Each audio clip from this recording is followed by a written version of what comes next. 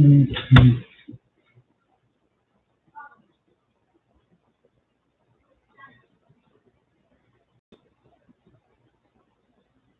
What's going on?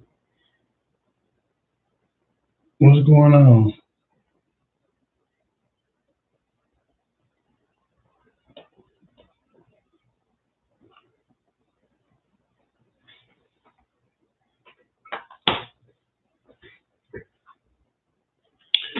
What's going on? What's going on? How you doing? How you doing?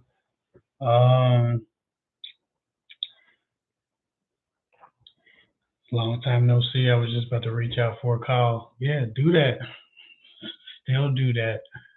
Those always help. Um, both of us. Hey from LA. Love and respect LA. Greetings. Greetings. Kevin Diaz. I've never seen that name before. Hello. Um, what's going on? What's going on? Finally caught a live. I ain't done a live. I don't know. I might not have done a live in the last 2 months, so it might have been even longer than that. It might have been like 2.5, 3 months since I did a live. I don't think I did a live this year. Last live I did might have been in December. Love and respect. Yes, love and respect. Um, what's up from the Big D? What's going on? What's going on? Man, it's coming along. Somebody said the beer looks good. It's getting there. I haven't shaped it. I'm new to this beer game, so I don't really know what the hell to do with this thing. It'd be looking crazy. I'd be trying to like push it down so it don't be looking so crazy. I just need to let my barber, do what he got to do to it.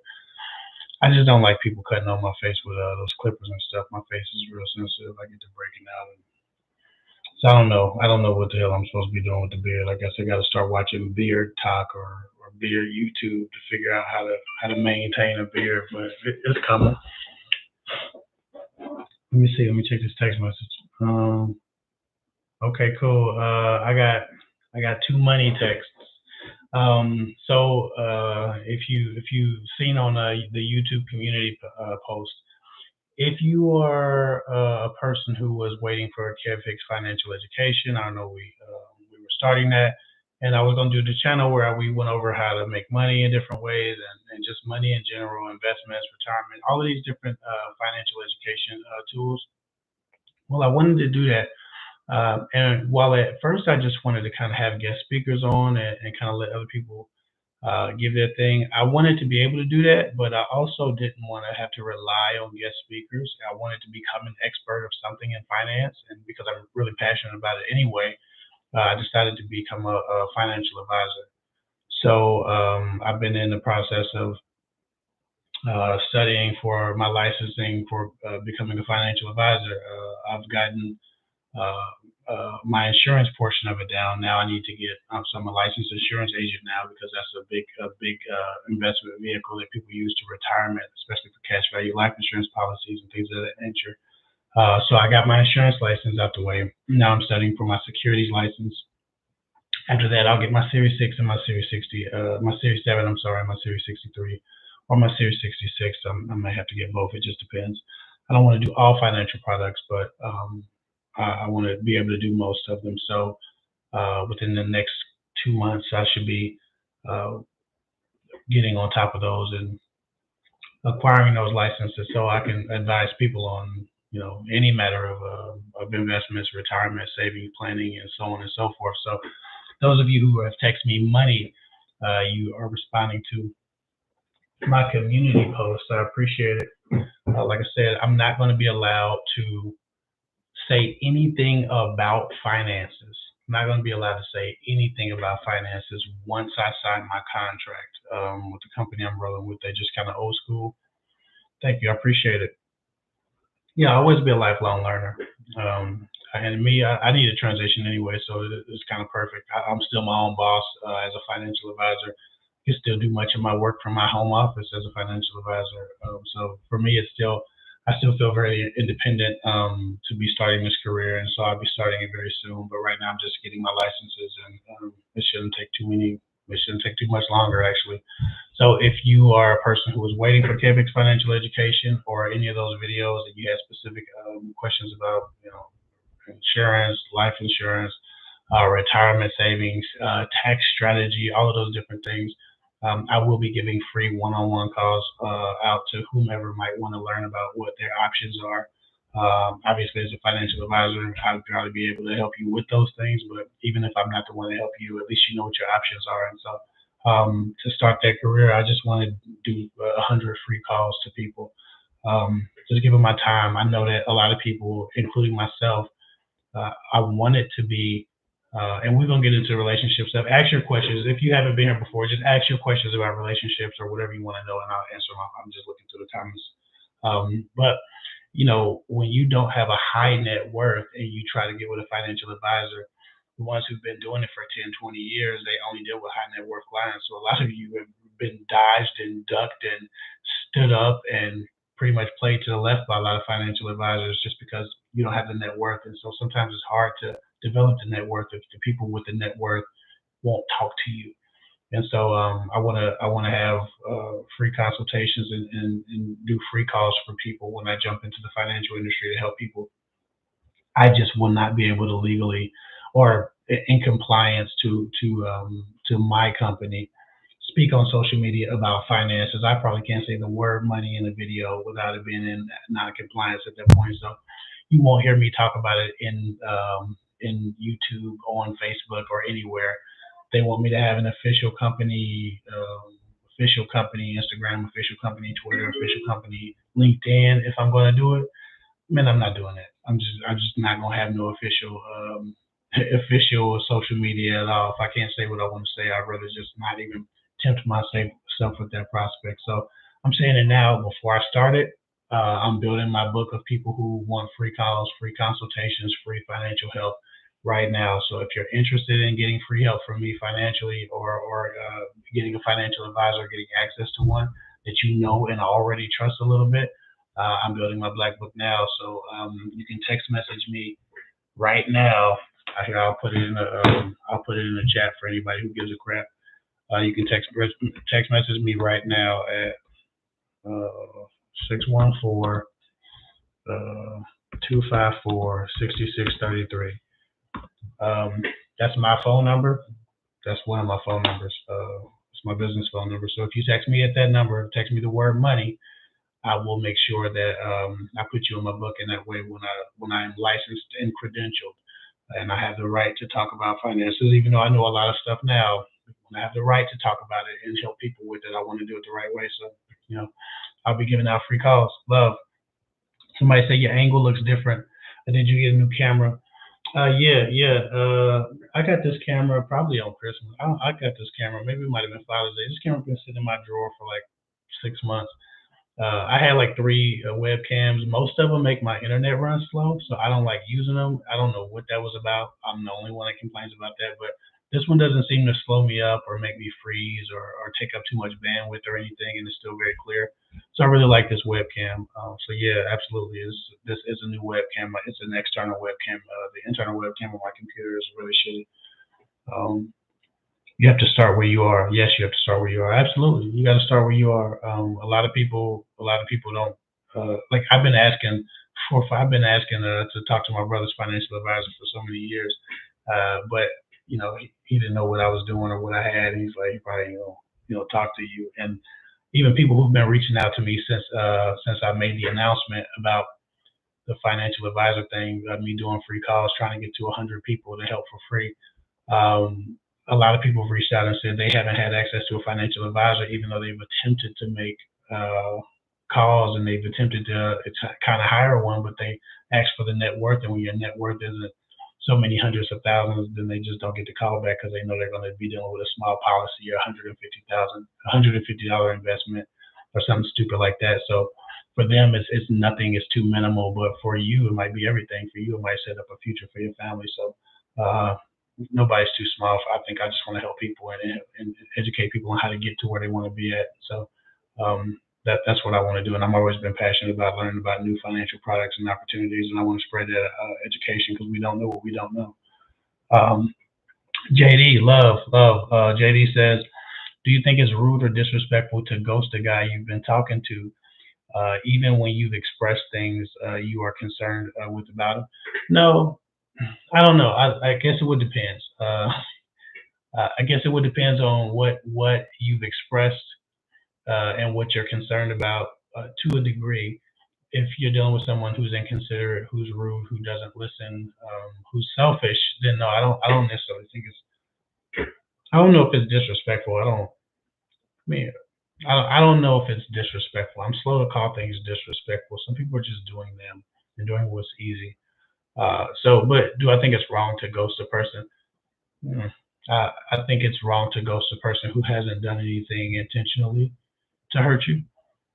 But if a person's being an asshole, I don't think it's wrong to ghost them. I think sometimes you get due recompense for your actions, to be honest. And so, no, if you feel like you need to step away and you don't want to have a closure conversation, sometimes it's it is what it is. I won't say it's appropriate, but it is what it is. And some people actually deserve it. Like some people really are not putting their best foot forward in relationships, and some people are actually trying to commit harm to you. So it just depends on the person. But yeah, you've expressed some things you're concerned about.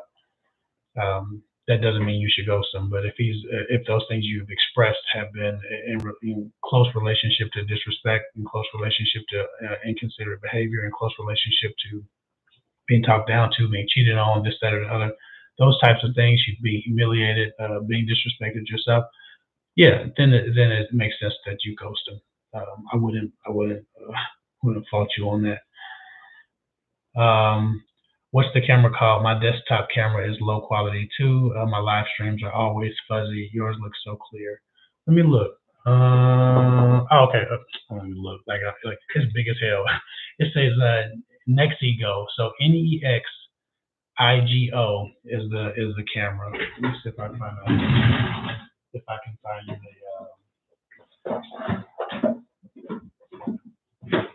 I got all kind of electronics in this.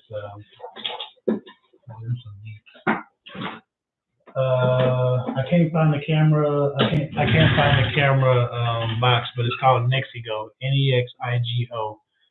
Um, it was fairly affordable. I'm not sure where my wife got it, but this thing works well. I like this thing a lot.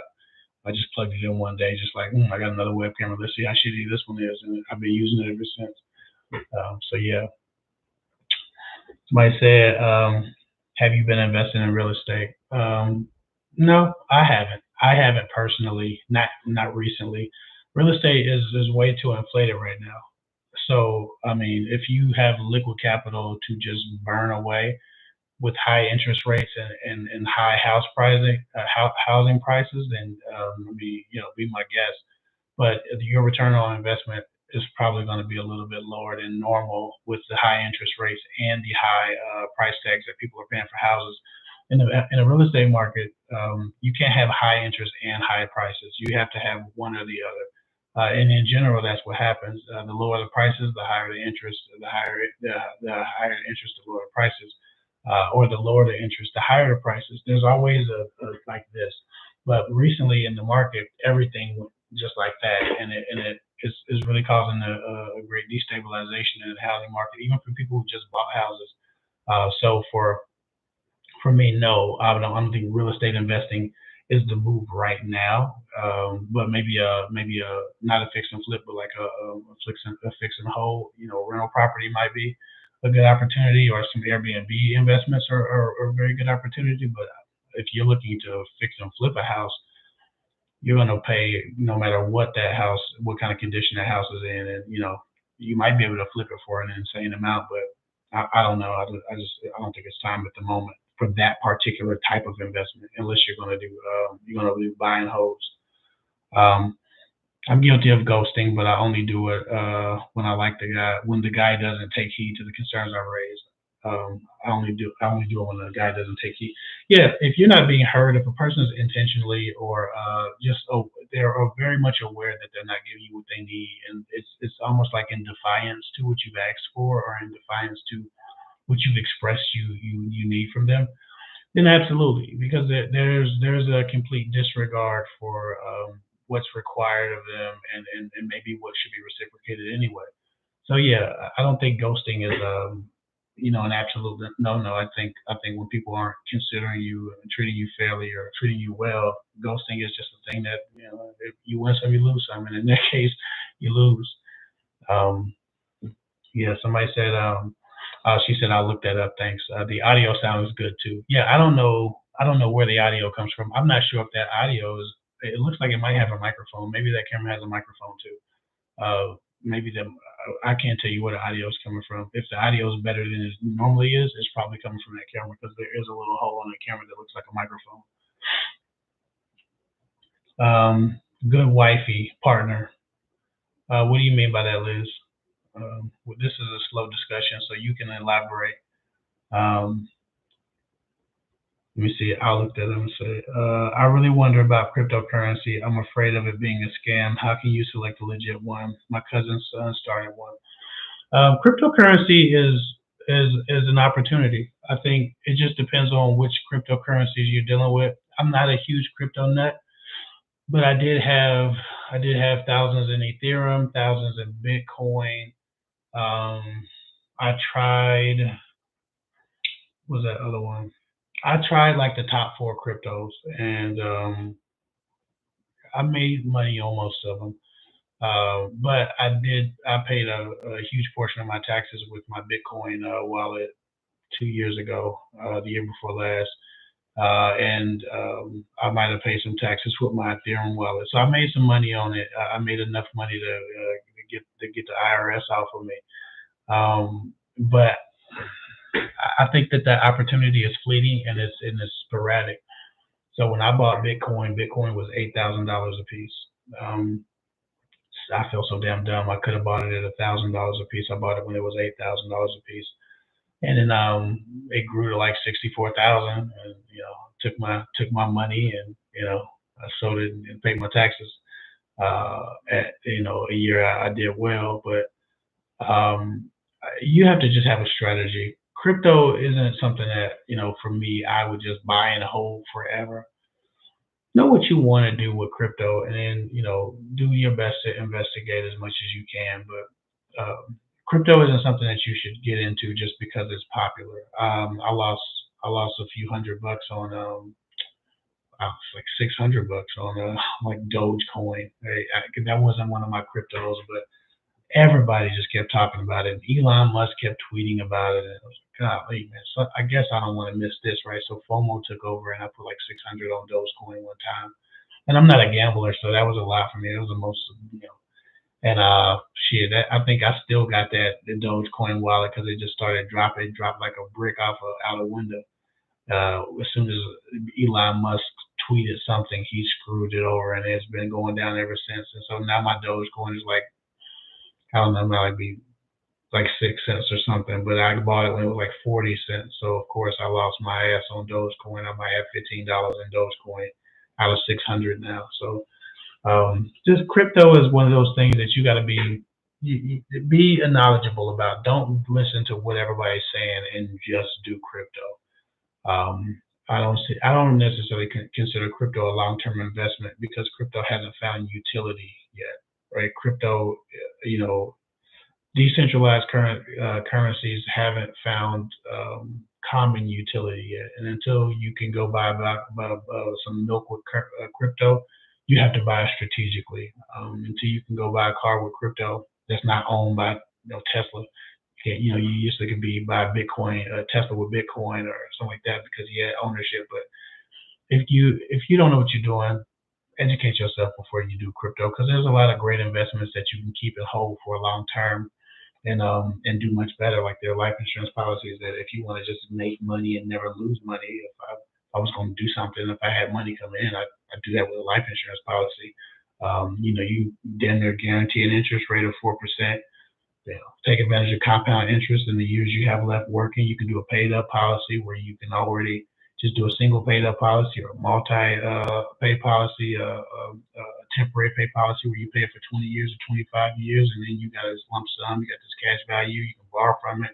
It's a tax haven, like the tax benefits from you borrowing your own money instead of withdrawing it from. Like, there's a lot of things that you can do to just have money growing without the risk of like cryptocurrency, which is can go up 100%, and you can be feeling like you hit the lottery, and then the next day it can drop 1,000%, and you just want to jump off a building.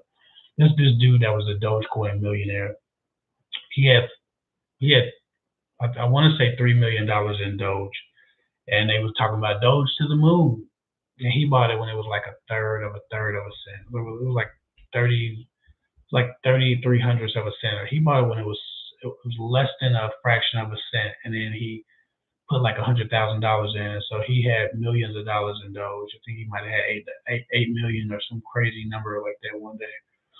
He was talking about Doge to the moon, Doge to the moon, Doge to the moon. I'm not selling. I'm never selling. He got so attached to this idea of Doge to the moon, and he was homeless. He was staying in a van. He was living in a van. He became a Dogecoin millionaire. Got himself like this little nasty looking place.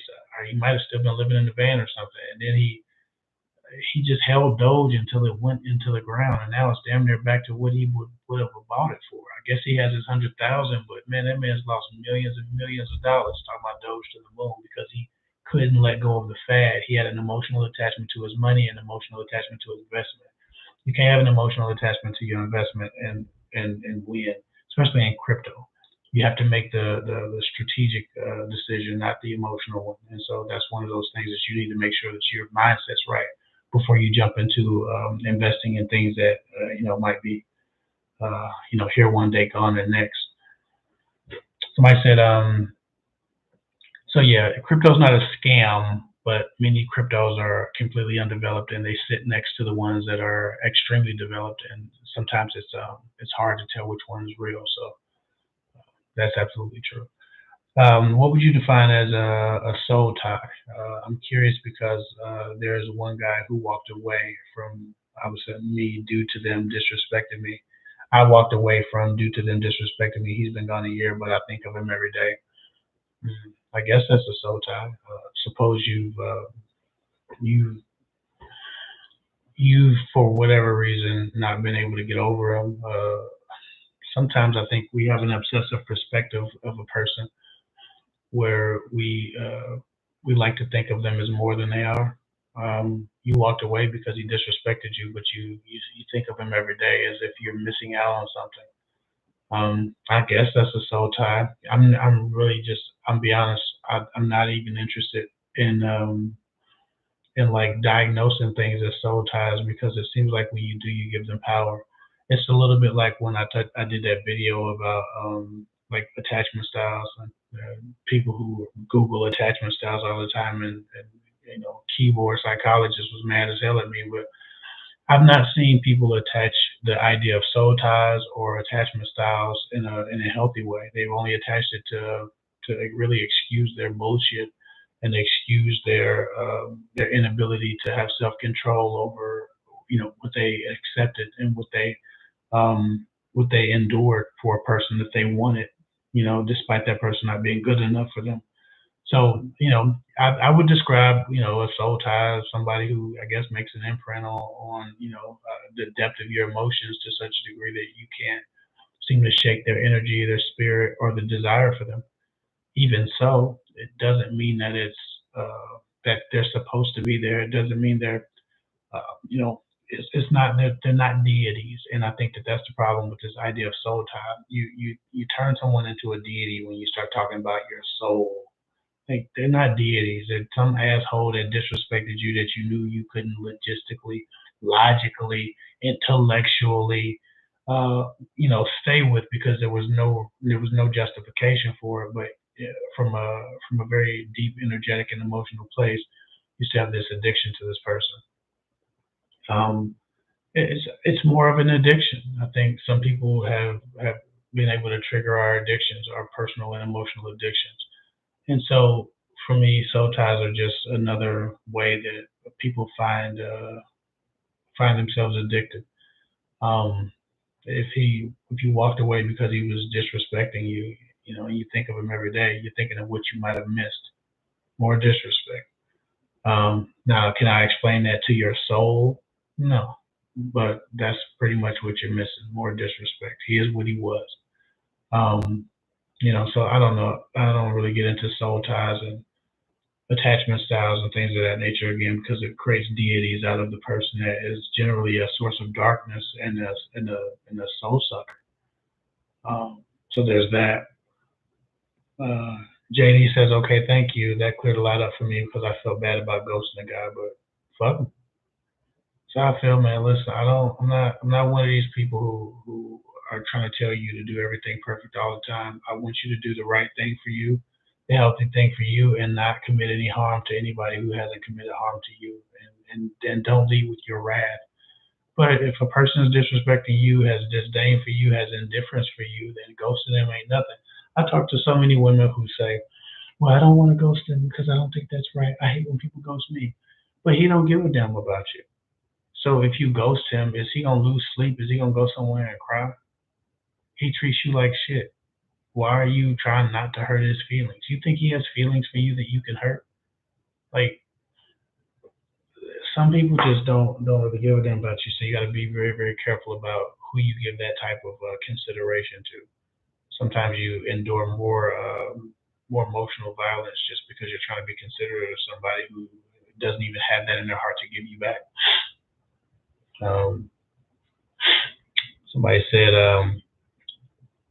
my child's father never flirts, but tries to make me laugh, talks to me about his future plans regarding employment, and asks my opinion. Is he just being nice or hiding feelings? Sounds like he likes whatever relationship that you have, and it makes him feel good to bond with you and get along with you. And I'm sure you've had worse times where you maybe didn't get along as well. He probably values your opinion, and he's learned that certain portions of you are good for him. And in your relationship, whenever relationship you've had, he's learned to trust that maybe your perspective was valuable. And so, in general, people talk about their future plans with people they either are trying to impress or hope to be carrying into their own futures. And it could be in this capacity to just to let you know, hey, our child will be taken care of. I got these things I'm working on. I'm doing these things. We're gonna be okay. I'll be here for you. Like it might just be to let you know that he's still trying to grow, so he can develop and provide more. But it also could be because he respects your opinion, and even though you're not together, he doesn't have he hasn't lost the respect for your perspective. So could it mean that he's interested? Yeah, when he's trying to make you laugh, it could mean he's interested, or it could mean that he just likes the ability to make you laugh because it makes him feel like you're bonding and you're getting along, and it feels good to get along with someone, especially after you've been hurt by them or after you've not gotten along so well. Um, but in general, the comical attempts are sometimes some type of attraction, whether it's emotional or physical. In general, it's a good sign that things are nice. But if he's generally charismatic, some people just make you laugh because that's just how they are. When I go into a dental office, I make everybody laugh. I'm not flirting. I'm not trying to put no pipe down. I'm extra. My personality is colorful. I say different stuff. You would probably believe it or maybe you would. If you watch enough of my videos, you see I'm a little bit eclectic. But I'm different, and so I make people smile and laugh. I damn sure don't mean I'm flirting or anything like that. I'm just being me. I'm colorful. Now that I'm a little tired, but so yeah, I think you know him well enough to know when he's trying to charm you. If you feel like he's trying to charm you, then absolutely, he's probably trying to trying to at least evolve the relationship. For what reason, I don't know. Just don't jump back in bed with him without understanding exactly what he wants from you, or at all. You can try that as well. He's your ex for a reason. There's that. Um, Damn, I didn't realize I had all these. I didn't realize that the comments were frozen, so I didn't know I had all these comments. Getting you a good camera, your wife rocks. Yeah, my wife, she usually she's more thoughtful than me. I don't be thinking about anything. Like people be mad at me. They be like, Kevin, your audio is bad. Your quality is man. Listen, I got shit to do. Okay, I'm here to help people for free. If my help ain't good enough, damn it, go get some help somewhere else. I'm not out here trying to be the ring light professional. That ain't what I be on, man. If people don't appreciate stuff, then I'll let them have that. But I'm gonna be here for people who appreciate it. I'm not trying to serve everybody. I don't want everybody. Everybody's not my audience. I want people who are ready to listen and hear the message that I'm giving them and mature enough to run with it.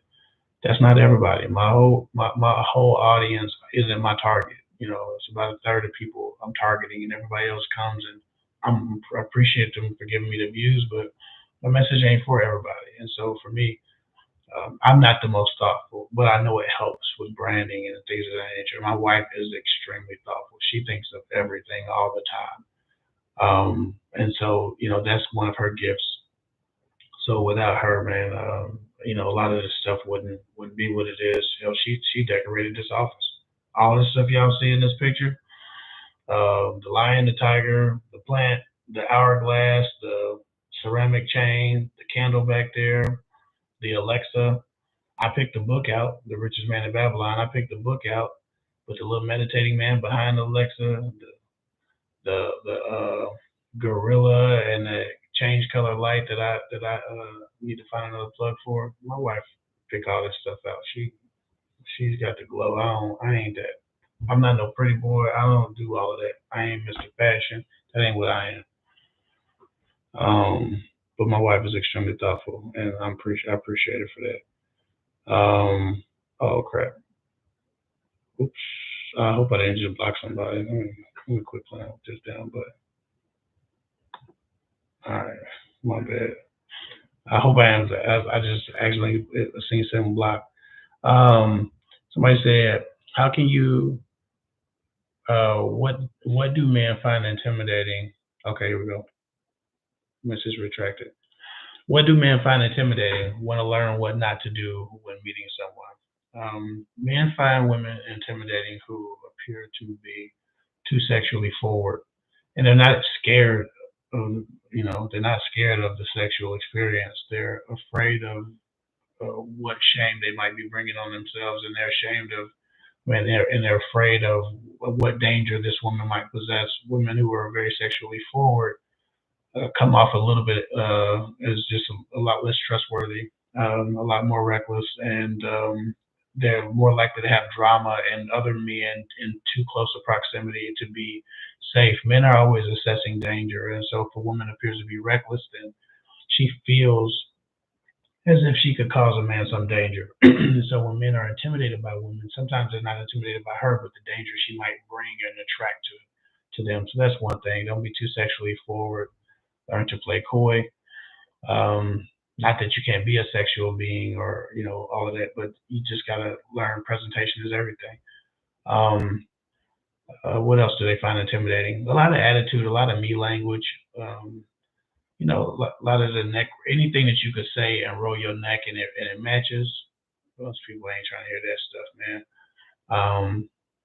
Women who don't understand that their opinion is not the end all be all. I think sometimes argumentative women. I guess that would be argumentative women are intimidating. Not again because you're afraid of the argument, but you're afraid of what it would suck from your energy. You're afraid of what those arguments might grow into later.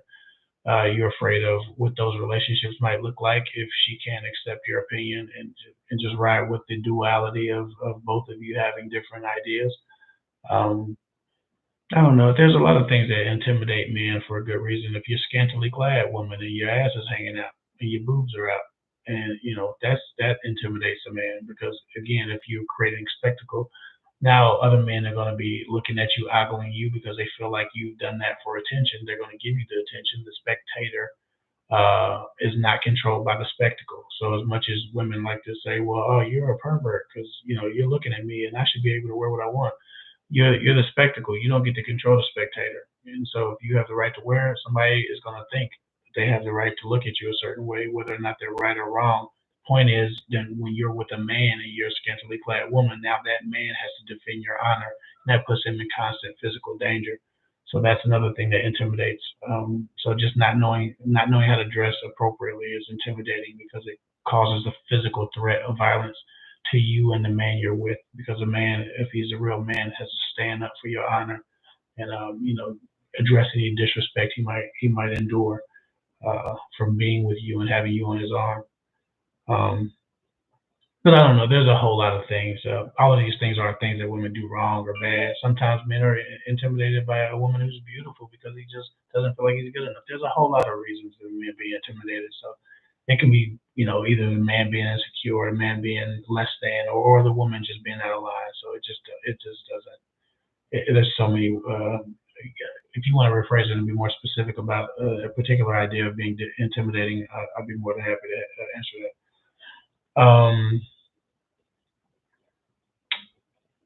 Somebody said, let me see, what is this? Hold on 1 second.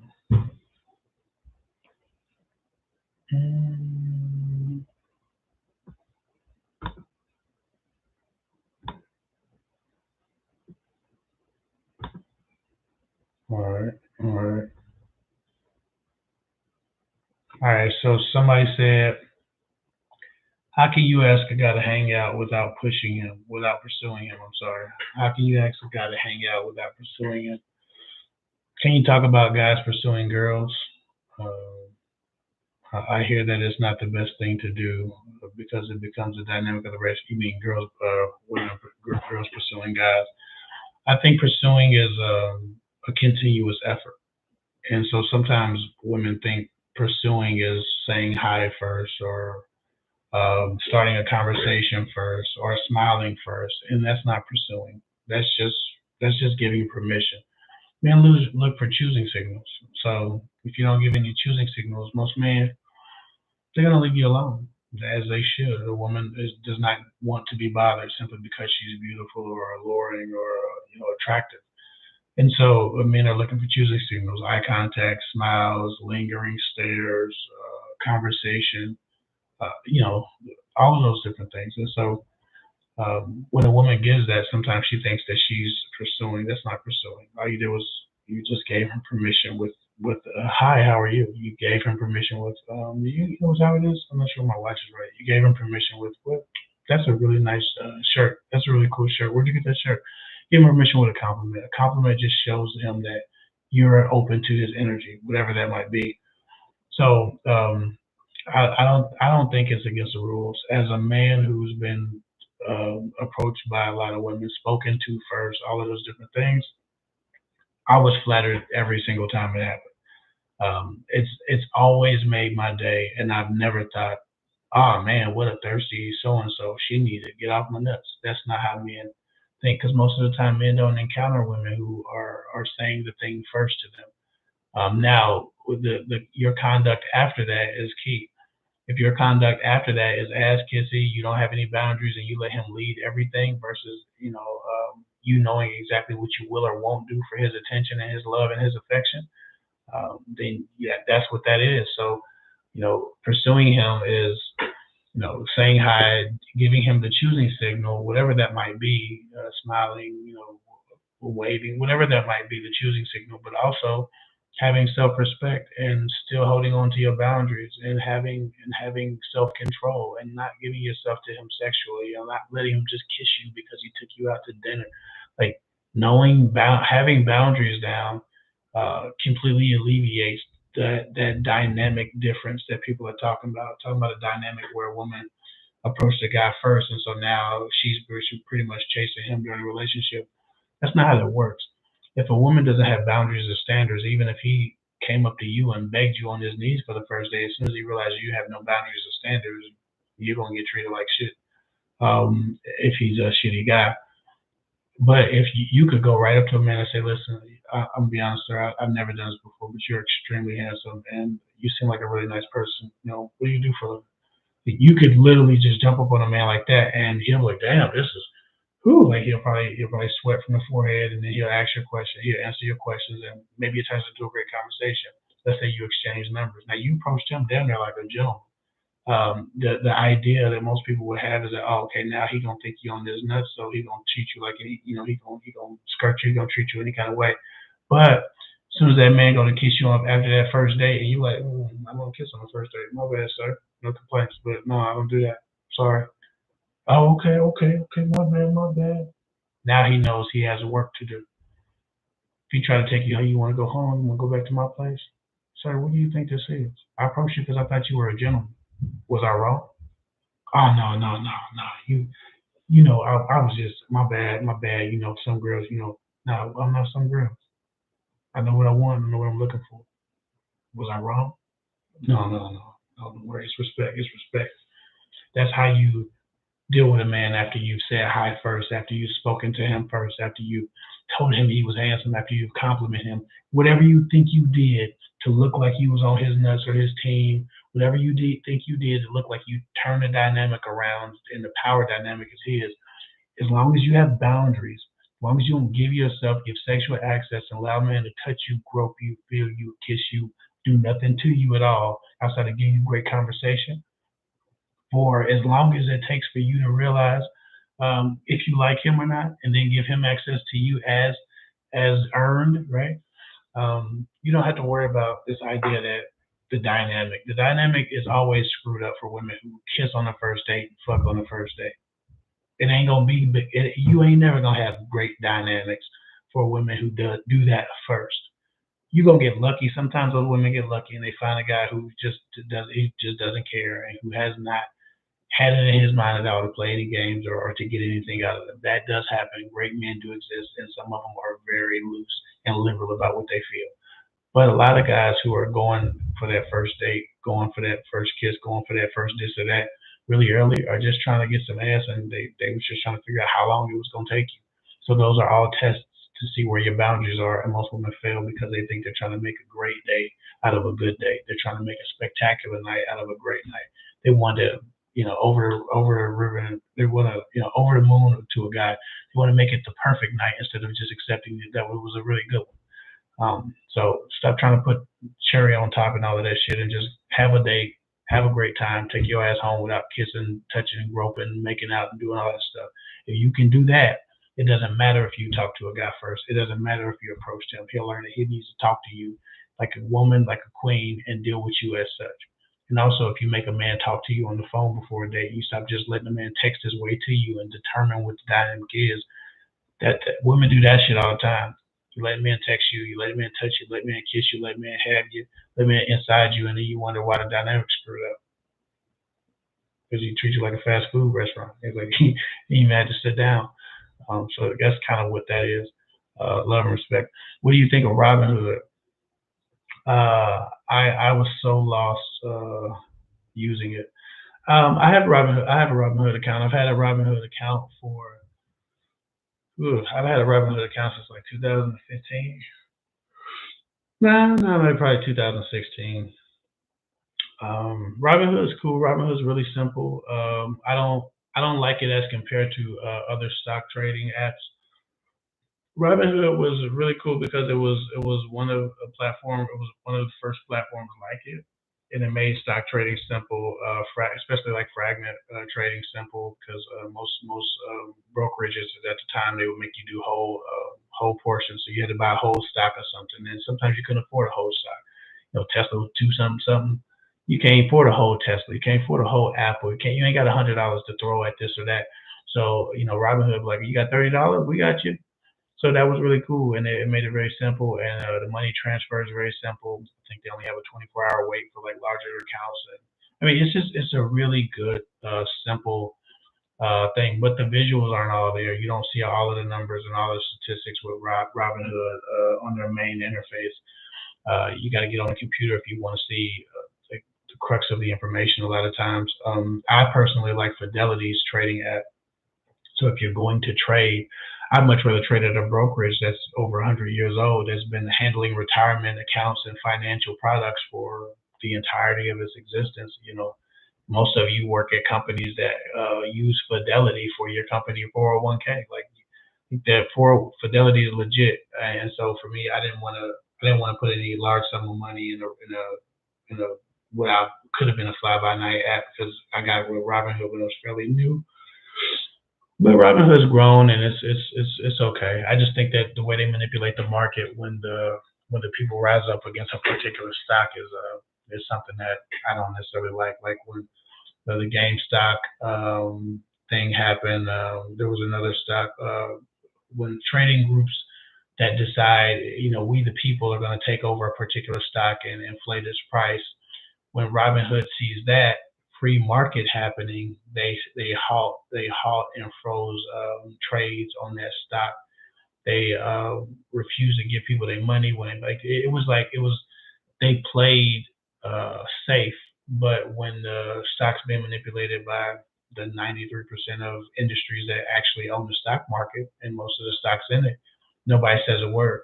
Just because the stock market is meant to attract the masses of ignorant investors so that you can take their money. There's like a casino. The house has always got the advantage. The house is rigged their game against you. And so when people figured out how to rig the game against the house, Robinhood stepped in as if they had a vested interest in the house, even though they're supposed to be neutral and just allowing free market to happen. So I don't like Robinhood. I like Fidelity, and Fidelity handles long-term retirement plans. So I fuck with that.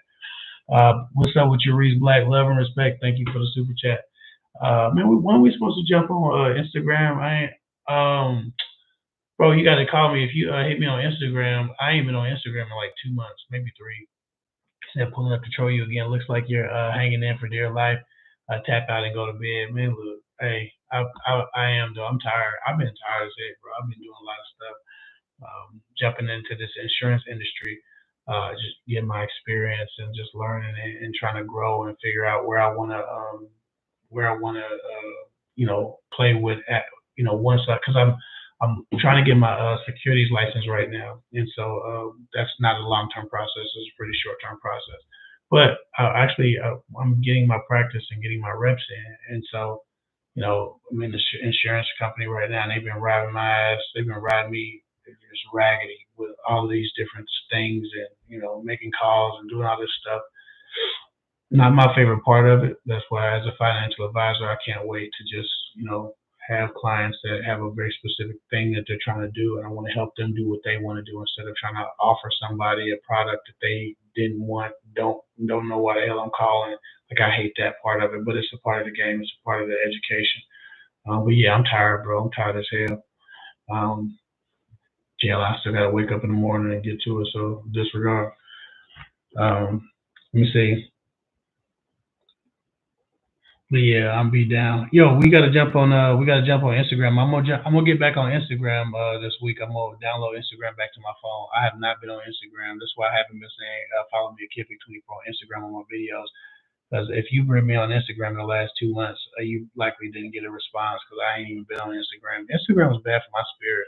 Y'all know Instagram is different, man. Instagram be negative as heck. It start feeding you all this garbage that just make you mad, just keep you infuriated. I don't really like Instagram that much. I'll be on TikTok a little bit. My wife send me like 60 TikToks every 40 days, so I gotta periodically go in there and make sure I watch all the educational TikToks she send me, and I send her about 20 when I'm doing that TikToking, but that's about it. I've not been on Instagram, but I need to get back on there and just try to figure out how to wipe Instagram's idea of me because my algorithm is feeding me a bunch of dumb shit and I'm just done with it. So if I can somehow or another give my algorithm the respect that I just want to have peace, I would love that. Crystal T said it's not backed by anything. No, absolutely not. So Jewel says, my partner needs to invest. What a good mutual fund company and invest company should I look into? Well, I guess it just depends. You want to invest. Everybody's goals are different. Do you have short-term goals, long-term goals? How many years do you want to invest? How many years do you have to retirement? Right. So when people say that, people always just say, "Oh, invest." You're like, "Oh, okay." Well, the investment strategy for somebody under 40 is different from the investment strategy from somebody maybe over 40. maybe in your 20s you can do different things. Obviously, in your 20s you can do different things than you could probably do in your 40s, right? 30s you still have some time. You just get a little bit less of the compound interest, but you're still good. And so it just depends on what your goals are. Are you looking for a quick buck? Are you looking for a long term? What type of percentages are you looking to get back? Um, my mutual funds held their position for a long time.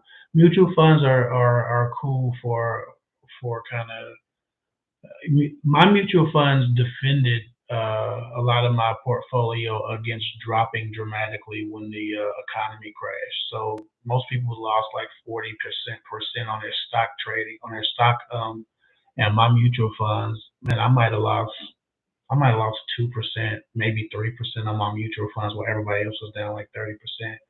Um, and that's because of the way mutual funds are built. Mutual funds are managed first of all, and the management of those mutual funds, because there's a active manager of that mutual fund. He's dropping the stocks that would cause damage to the fund, so it's constantly being managed, and it helps the mutual funds maintain your portfolio worth. But mutual funds aren't going to most of the time get you an insane amount of money. They do have mutual funds that say over the last 30 years they've gained 17% a year or this or that, but they still take down years just like the regular stock market. So it just depends on how old you are, what you do for a living, how much money you need for retirement, if you're going to retire at all, how long you want to invest, how long you want that money uh, to be um, to be held up. Do you need liquidity? Sometimes mutual funds aren't what you need to do. If you and your partner want to invest, again, there are life insurance policies that are better than mutual funds, depending, right? There are bonds that are better than some insurance policies, just depending on what you have to invest. There's so much variety in investment strategy. Oh, and then that doesn't even include the taxes. You got capital gains. So if you make too much money on your mutual funds, you got to come up off some money because now the tax man want his money back. You can't just be making money like that in the media. So if you want liquidity, again, there's other things that you need to do, right? There are tax strategies in investing, not just investing. People see investing, like, oh, I got 10%. Yeah, and the government's going to take four of that immediately. You got 6%. Was it really worth the risk? If that's 6%, I don't know, right? So I think that's the type of stuff you got to consider. It gets complicated, and that's why I'm really passionate about telling people about it and learning about it myself. I want to be the financial expert of my family, so I can help the people that couldn't help me when I was young. And so again, I've learned quite a bit, but I don't want to give financial advice to people specifically until I'm licensed and credentialed, so I can do it with a clear conscience and just not have any questions. I'd be like have the right to do it. I could really give you some game right now, but like I said, if you're interested in learning about financial stuff from me specifically, if you're interested in potentially having me as a financial advisor or just having a free call with me, going over your financial options and your financial perspective, um, text me on that number, 614, what is it, 254 6633. I've had this number for years and I've never memorized it because I always just put it on my phone. 614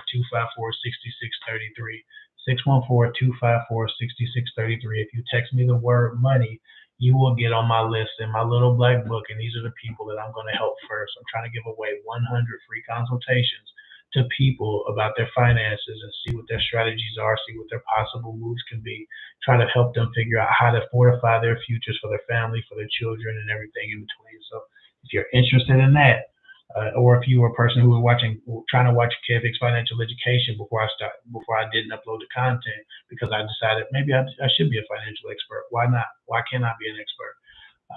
Then text me on that number, text me the word money, and we'll go from there. So here, I'll put it in here again, and then we can get back to these questions. 614-254-6633. I will not be able to talk about finances when I get into it. Like I will not like the company I'm signing with will not. I can't say the word money on social media and be in compliance. So I won't be able to tell if anybody you be in my comment section like, hey, Kev Hick did my portfolio. Kev Hick really helped me out. Kev Hick gave me some good advice. Y'all can talk about it, but I won't be able to say a damn thing about it. So there's that. So because I can't say anything about it, I want to take a couple of months and just do my studies, prepare myself, and also let you guys know what I'm gonna be doing. Because when I get into that, I'm probably gonna also not do as much YouTube. And so if you want to talk to me about dating, you got to go to my website. If you want to talk to me about finance, you got to be in my little black book, or you got to reach out to me. That's always gonna be my number. So if you ever need a problem, if you ever got a problem or need some financial stuff, reach out to me on that. Just text the word money and we can start a conversation. But I won't be having these conversations. I'm responding to people who text me the word money now, but I won't be having those conversations about your particular finances and doing those consultations until I get licensed. That way I'll be credentialed. There's no confusion there. I will be a financial advisor and that'll just be what that is. But I want to help because a lot of people don't have enough money to get a financial advisor, and a lot of financial advisors only deal with high net worth clients, which makes it kind of like a gatekeeper thing again. There's always these invisible ceilings that we are poor people are having to bust through. I'll deal with whomever. If you got $100 to invest a month, and we'll be finding a way to do something with that $100. If you got $1,000 to invest, we can find a way to do something with that $1,000. A lot of financial advisors only deal with people who have high net worths because they want every hour to count for so many thousands of dollars. I'm not doing it. I want to educate people who have not been able to get this information, who don't have the privilege of knowing people with money. I want to help the community. I want to go back to the community, go back to the hood, and help people learn how to do and grow and be and invest. So that's kind of my thing, and I want to start by helping my audience, the people I deal with, the people who trust me already. So love and respect. Text me the word money at that number if you're interested in eventually being one of my clients or just having a free consultation with me so I can tell you all about yourself. I'm not gonna skirt y'all. We can talk on the phone for 45 minutes an hour. I don't care. My C2, back to these comments. My C2 uh, say is he's separated but invests lots of money into me. He says he's divorcing soon. Oh, your suitor. Doesn't want me dating, takes care of all of my needs, and is consistent, especially with communication and respect. Good sign. Um, I don't know. He's married, so you're just the other woman. I don't know if that's a good sign. How the hell is it a good sign? If your goal is the bag, if your goal is having a man who takes care of you, then you won. But if your goal is a real relationship that's healthy, that's full of respect, I don't know how much a man can respect you if he's sleeping with another woman when he goes home. I don't know how much a man can respect you if that's how you found him. What you think you're gonna get from him? What you think he's gonna do for you? To you? I'm sure he's very nice. I'm sure he's very accommodating. But hell, he would be. You don't stress him out. You're not the one he's trying to escape. You keep a secret. You keep it tight, and you give him some. He's gonna do whatever you want. Without no disrespect, but you're the other woman, so it don't really matter what he unless you do something crazy, you're not really gonna piss him off because he comes to you in a good mood and you probably send him off in a good mood. So yes, I guess it's a good sign, but it's just a good sign that you found you know a guy who gonna pay some bills and give you some thrills. If that's what you want to enjoy that, hell, no judgment. But I don't think it's a good sign that he's a good man or anything. Motherfucker's cheating on his wife with you. It's a terrible man. He's paying his bill and paying your bills. But shit, if I was doing that, I'd be terrible. So yeah, I mean, he's probably nice, but like I said, if that's what you want, then if it fits what you want, then that's what's good. But is it a good sign that he's a good man? No, he's probably a very shitty man. And I'm almost positive he's not as nice and respectful to the woman he's cheating on with you. With love and respect to you, of course. Even so, Nine Powers. Nah, sorry I'm taking so long to get to these questions. She said, hi, I met a new guy recently. We recently exchanged numbers on social media and social media handles at a comedy show. That's a really nice place to meet somebody. He watched a few of my stories but hasn't messaged or called yet. It's been a week. Should I reach out? You could. Like I said, I'm not opposed to women reaching out. I'm opposed to women not having boundaries once they reach out. Right? Your boundaries are what determine what a guy thinks of you, how the power dynamic plays out. Man, I've been approached like a gentleman by a woman who then didn't take no shit. I did not think, oh yeah, she liked that. Man, bro, a woman who has boundaries, who has self-respect, who demands respect, she can walk right up to a dude and be like, "Hey, I think you're handsome, and I want you. Give me your number."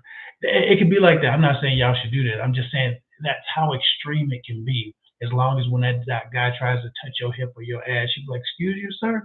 Are we doing this? Is this what we doing? Was I mistaken?" Like, try to kiss you on the first date. Ugh, I don't know you. Damn, sir. Is that the cost of admission? A kiss? Damn, I gotta let you all up on me first base? Really? We gotta do that just to have a conversation? Was I wrong about you? Right? Hell no, I ain't having sex with you going to your house. I don't drink around strangers. When a woman has those type of boundaries, no matter how they start, it don't matter. Because all that bullshit, all that, yeah, she on my nuts, I got her, bro, I'm gonna hit it tonight. All that goes out the window when you realize, damn, I can't even touch her hips or kiss her on the first day. Oh my God. Not only is she not afraid of me, but she running things. That's how I got to be. And he gonna be more attracted to it because guess what? He can trust you more. He can trust that every man that took you to the movies ain't been inside you. Love and respect. I ain't trying to, go, pussy keep or whatever, but it is what it is. People judge all things. We have to make assumptions about people based on what we see from them. And those are the assumptions that men make. When we see boundaries, we assume boundaries have been there. When we see no boundaries, we assume no boundaries have been present. So to your point, Nana, yeah, you can reach out as long as you have absolute self-respect when you get there. Angelique, yeah, just passed the test to get my license for life insurance and didn't realize how much investment info I learned. Yeah, man, it's a lot. The life insurance industry is one of the largest industries in the world, and so you know, most people don't know about what their options are because the financial industry is so heavily regulated that you can't actually just open your mouth and say whatever you want about most things financial product related. The FCC, no, SEC, I'm sorry, and FINRA, they on your ass about what you can say. You can't just jump on social media and get through stuff. It's almost like they make it illegal to tell people that these investment options are available to everybody. It's really kind of like they're kind of gatekeeping through the laws and the compliance regulations of the financial industry. That's why, like I said, as much as I want to help people, I want to help 100 people and figure out their financial plan for themselves and their families, at least, at the very least. Man, I can't even get on YouTube and be like, hey, as soon as I get my license, hey, y'all, I just got my Series 7, my Series 66, my SIC. Hey, I got my securities license. I can help y'all now. Call me at thus and so. Call me now for your free reading. I can't do it. I'm not allowed to even mention money, right? So if help was the goal, if they really wanted people to know, then it would be a lot less strongholds and a lot less caps on what information could be shared. And it's set up to protect you, but really they're protecting the information. They're protecting the knowledge. If you look at the wealth gap, if any one of you Google the wealth gap right now, the actual image of the wealth gap, it will show you that literally 95% of the country is on a plane so much lower than the top 5% that you need two graphs to show that's how tall the top 5% is. Otherwise, you can't even see the details from the people at the bottom. It's like a person standing next to the Empire State Building. And so the wealth gap is so crazy because they gatekeep the information and they act like it's for the protection of people to be not get misused by the financial industry. But the rich people are the only people using it. So there's that. Even so, let me get back to these questions. But yeah, meeting a person at a comedy show, that's a really cool place.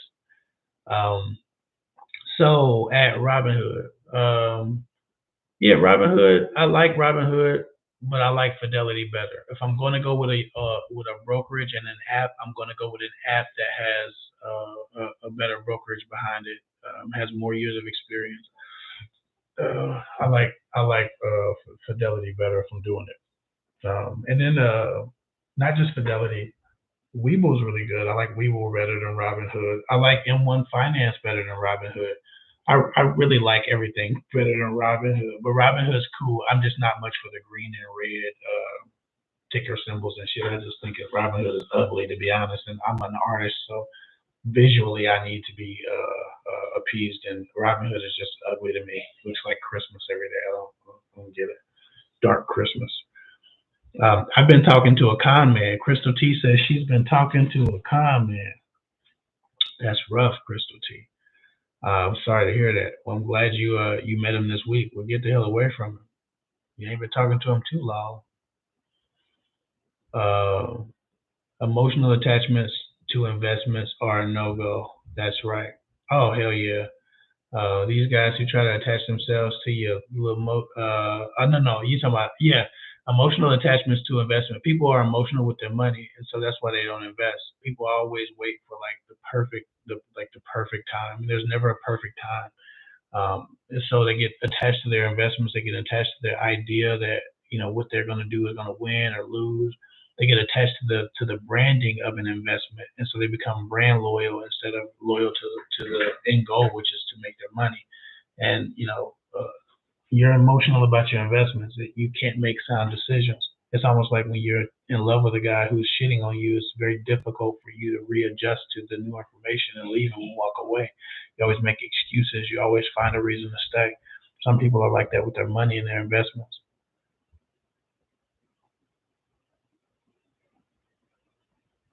I met him this week. Um, I have a couple hundred shares of Tesla, but we'll sell here and there. Yeah, man. You make these investments work for you. You know, have a long term plan and a short term plan, but make them work for you. And listen, sometimes your plan is going to crumble. Sometimes you're going to have to reassess. Sometimes you're going to have to start from the beginning all over again. These things happen, man. People have great years, they have terrible years, and that's what these investments are for, is to help you when you're doing bad. And sometimes you're not old when you're doing bad, you're younger. Sometimes you have to reset, you have to go through a transition period. All of these different things happen to people, man. So, don't look at this thing like, oh, if you're gonna do this, you have to be great forever. Make sure that you're making decisions that match your current situation, or just get the information. Find somebody to talk to. If you ain't gonna talk to me about it, eventually talk to somebody else. But just get yourself educated about it. Yeah, I feel like soul tie is overused these days. Angelique, absolutely. I don't like the like people say soul tie, and then it's basically like creating a god out of this person that you probably shouldn't be with. I've never heard a person say soul tie or talk about their communication styles when it's like an amazing person. You hear this shit when the people are talking about some asshole that they should have stopped talking to 3 years ago. You always hear this soul tie garbage, twin flame. You always hear this stuff when people are dealing with some bullshit in relationships that they're not supposed to be dealing with. That conventional wisdom, common sense, logical thought would tell them, man, never talk to this person again. Then they want to start talking about soul ties. Man, I ain't hearing that shit. As a dating coach, man, I be hearing this stuff, and it's certain shit that just irritate me. And when I started hearing people talk about soul ties, I'm like, okay, I'm in for another. All right, what you talking about soul ties? Now, I try not to judge people, and I don't judge the idea that they could have that soul tie, but I don't like the fact that people have been indoctrinated to think that these soul ties are an adequate enough excuse to take shit. And so my job is then to reprogram a person back to what's healthy for them, back to what's best for them, and to get them away from the idea that a man is a deity and not just a man. Um, Robinhood is the stock app. Yes. Um, Robinhood, M1 Finance, Fidelity is obviously a brokerage, one of the biggest brokerages in the country, but they also have stock apps. They all have stock apps. Every one of them has a stock app. Webull, but I like Webull and One Finance. I don't necessarily like Robinhood as much.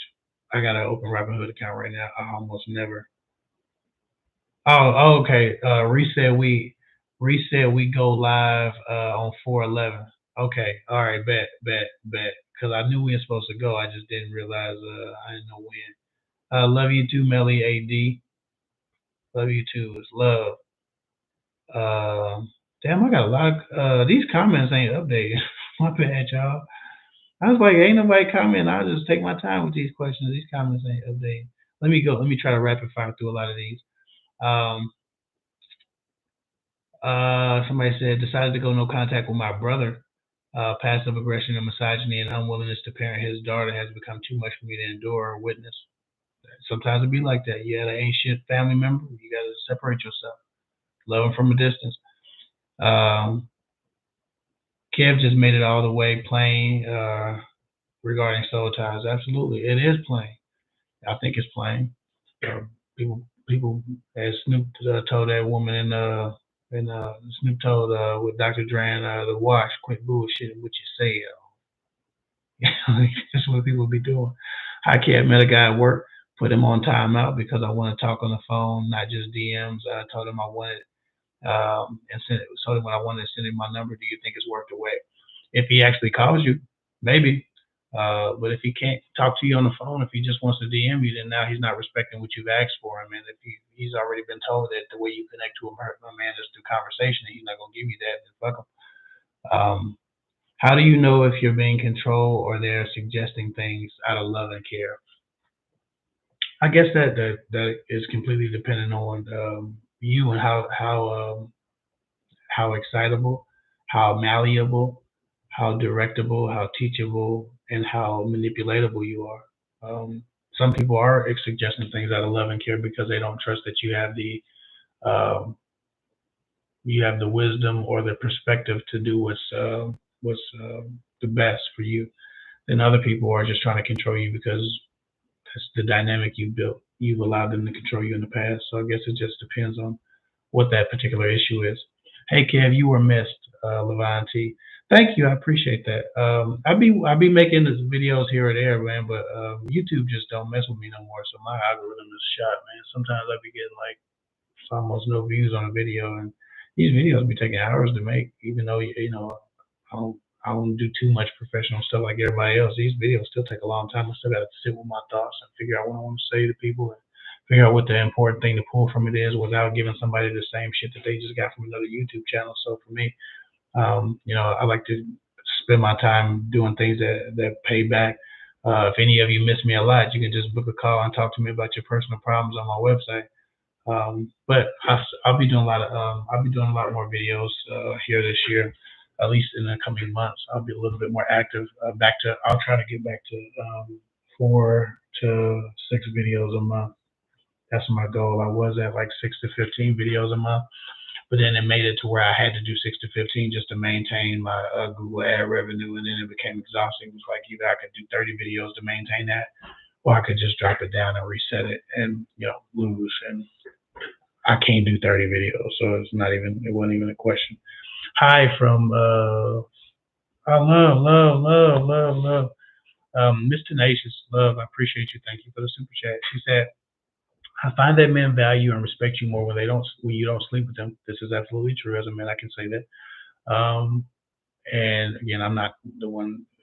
I'm not whoring, but yes, it's true that's a perspective they have, and they are very vulnerable with their deepest thoughts and secrets. Sometimes too much. Absolutely. Um, that is absolutely true. But a man has to respect you sometimes to give you that vulnerability. He has to want you to be there. Levine T said, "Hey, pretty girl." She's she just walked past my office. She's around, but I'll tell her you said hi. But yeah, men definitely respect you more when you don't sleep with them, when you don't leave with your vagina, when you require them to get to know you, to share themselves, to have non-sexual connections and spend non-sexual time. Um, Men really value and respect women who require that. You can get a piece of tail anywhere, and unfortunately enough, women think that something. Sometimes women think that they're going to have such good experiences with some man in the bed that he's going to just decide that he wants to stop screwing other women and be with them. it really only excites him about the next piece he gets because he's like, man, that was crazy last night. I bet, man, I'm trying to find me one like that, just dark skin tonight. Like it really don't help you to screw with a man that's already going around. He's not gonna slow down for you. But yes, to her point, she's absolutely true. When you coming up with a YouTube video, Mr. Nations be on point all the time, every time. You can give me some encouragement. Can you give me some encouragement? I've been too unlucky with love. The men I've dated were mostly users, guys without vehicles. Why do I attract those types of men? You attract all types of men. You accept those types of men. If a man don't have a car, don't date him, right? You don't have to. If a man don't be usable, that you're not attracting just these kinds of men. You attract all men, and these are the ones you accept. Now, these men take a particular liking to you, so they stick to you because you give too much, right? When you lead with your hand and not your heart, people fall in love with your hand and not your heart. So you got to be very careful. Don't be a resource to these guys. Observe them, see if they're good enough, and if they're not good enough, leave them alone. You observe them, see they're not good enough, you try to nurse them back to health. You have broken bird syndrome. That's why you're picking up a lot of these guys from the bus stop. Cut it out. Motherfucker ain't got no license, don't talk to him. You ain't got to be rude. He ain't got to be a scrub. You ain't got to disrespect him, but just be nice. Hey, no, sir, I'm not really interested. Thank you, though. I appreciate you. Find out he ain't driving, he can't keep a job. Don't talk to him. Stop trying to nurse these men back to health. Stop trying to upgrade them. Beyonce misled a lot of women with a lot of the songs, and she was doing the complete opposite of all of her songs. Let me upgrade you, let me up all that bullshit she was singing. She wasn't doing none of that. She was dating Jay-Z. Don't be trying to upgrade no man. Let him do his thing. With love and respect to you, of course. Makia Lynn. Hey from California. Love and respect, California. Is abstinence valued or something that should be kept to yourself? I think a man who is looking for a wife will really value abstinence. A man looking for a good night is going to be irritated by it. So I guess you just got to find a man who has the same values as you. But if I was dating, I'm a man who I don't deal with the promiscuous woman for a number of reasons. No judgment. It's just my preference is my preference. I don't prefer a promiscuous woman. I'm a great man. I wanna be with a woman who's a great woman in the same way I'm a great man. I'm an exclusive experience. I want a woman who's been an exclusive experience. Me personally, me Kevin. So that's bad. I just be bad. But with that said, I would value a woman who had partners but had learned and evolved and grew and decided, well, I can't give virtue or virginity or anything like that, or, whatever idea of conservatism sexually to a man. I can abstain and give myself this opportunity to really get connected with my real values with a relationship. I would appreciate that as a conservative guy. But looking for a wife or looking for a partner long term. But some men aren't looking for a partner; they're just looking for a good time. And so when you say you're a virgin or you're abstinent, they just like, well, get out of here. Which is fine. You don't want them to waste your time. That's perfect. Sometimes rejection is the greatest gift somebody can give you, especially a bullshitter. Hey, Kev, how you been? What's going on with the Life Channel? The Kev Hick Talks Life Channel had turned into the Kev Hick Talks Kev Hick's Financial Education Channel. I don't know. I was trying to find a realm of content that I feel like talking about every day. I like to talk about finance every day, but because I'm becoming a financial advisor, I won't be able to do that legally or and stay in compliance. I can do it legally, but I can't stay in compliance with the company I'll be signing with. So I have to go my little black book now. Kevin Talks Live channel was going to quickly turn into a current events type of channel because all of the current event stuff is really the life stuff, but too much negative stuff in current events. I don't want to be talking about a bunch of drama every day. And then if I just talk about life concepts, then they're probably really good, but the views on those videos will be on the ground because none of it's viral. Wisdom isn't necessarily viral. Something has to be viral about it. Like that Indian guy who does a bunch of wisdom videos. He's different. He's unique. He's old. He has his own kind of swag. It makes him pop. Russell Brand is literally Russell Brand, and then he's really intelligent. It makes him pop. Jordan Peterson is a dickhead and an asshole, but he's smart, so it makes him pop. Certain people who do life concepts pop in certain ways. I can't think of a way that I'm so different that I'd be interesting. So I don't know how the live channel would actually function outside of getting low views and leaving me a little bit discouraged on a regular basis. I know some people like my style and my communication, but I'm not sure if it would do anything differently than even what this dating channel has done. It's my dating channel. I give great advice, helpful advice, wise advice. I'm not like a viral type of personality. Person can stand up, have 20% of the intelligence that I have, say something dumb shit, and they got millions of subscribers. I'm struggling to keep the 364 I have just because I'm why wisdom isn't viral. It just is what it is, and I won't conform to the shock algorithm. Saying things shocking, saying things crazy, just to keep people coming. So that's just my plight is my plight. How you doing, buddy? Okay. Um, so that's just one of those things. I got 7 minutes, so I'm gonna try to get through these questions. But yeah, I'm not gonna ask it's the algorithm and be trying to shock y'all with saying crazy stuff. I almost blocked somebody again. Y'all forgive me.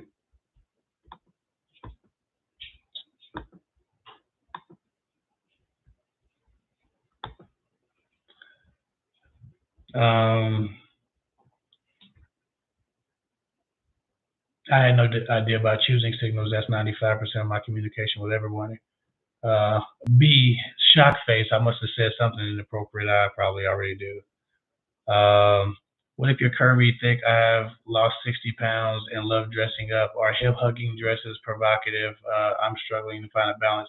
No, if your skin is covered up and you just thick and delicious, no, that's not the same as your skin out. Your ass and skin out is different. Now, yoga pants have taken a turn for the worse. They put an elastic and they put elastic bands and septums between the butt cracks to show the ass more.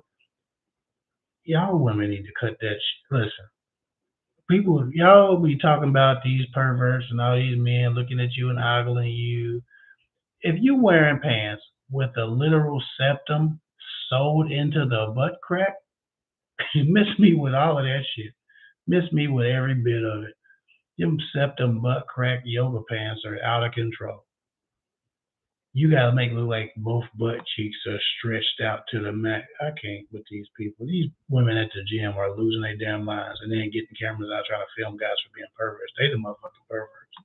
Anyway, um, I don't have nothing to lose, as y'all can tell y'all. But yeah, if you just 60 pounds, you just thick and delicious. Do your thing, but just keep it covered up. Don't be busting out the seams. You can say no just because you started it off. You can still say no. Yeah, absolutely. You can still say no. Not a fast food restaurant. Damn, boy. What if a man refused sex but wants intimacy, physical affection? You've already slept together in the past. What does that mean? It probably means he really wants to slow down and make sure that things develop the right way. Um,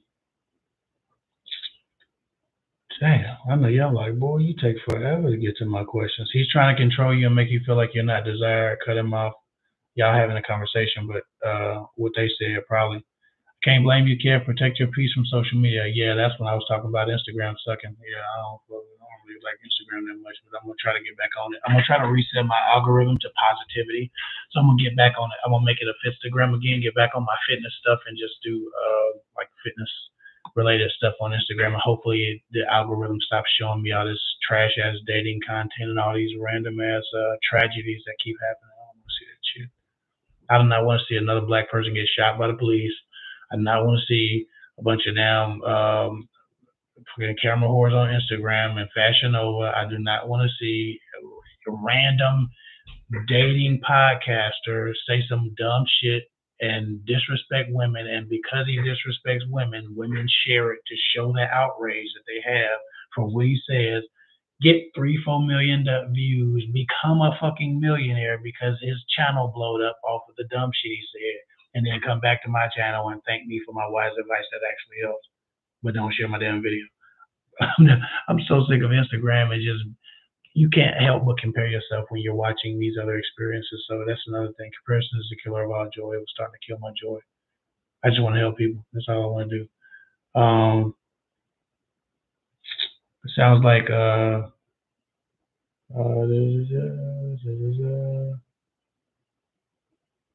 thanks. I feel guilty. I ghosted him.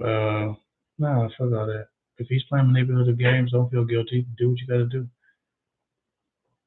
I'm a transgender girl. I dated a straight identifying man. How can I know the guy is serious about me? I guess when he tells everybody whatever truth you guys identify with.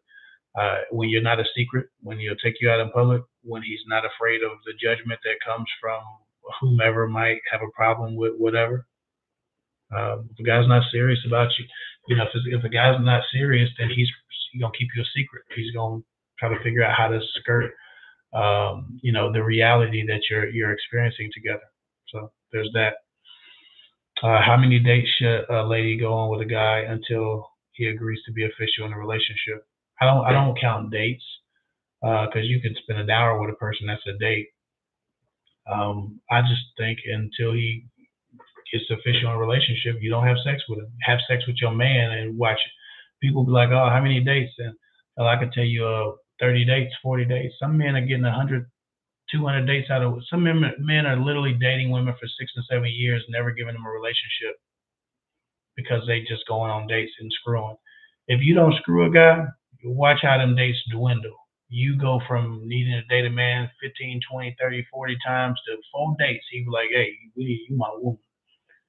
Men start relationships to get the access to sex on a regular basis and love and affection on a regular basis and the access to feminine energy on a regular basis. When women give that freely without the relationship, then men do not have an incentive to actually start a relationship because that's the milk. So I can't tell you how many dates. If you just don't screw them, trust me, you won't have to ask me. You'll be in a relationship. I enjoy your videos. You're like a brother. I always need it. It's better to date before getting my life together or after. I don't think there's any. It's not a perfect time. So I guess it depends on what you're challenged by. If you have mental health challenges, then I'd like you to be stable enough to date and deal with disappointment if it were to come. But if you don't have mental health challenges and your life is not together financially, then I think that the right person can get with you and you can develop as long as you don't require things that you don't have. Don't require a man to have money and you don't have two nickels to rub together. But as long as you don't have mental health issues, then I think that you can date and develop. Some of the worst advice I think that women give each other and women have received is that you need to get your money up before you date.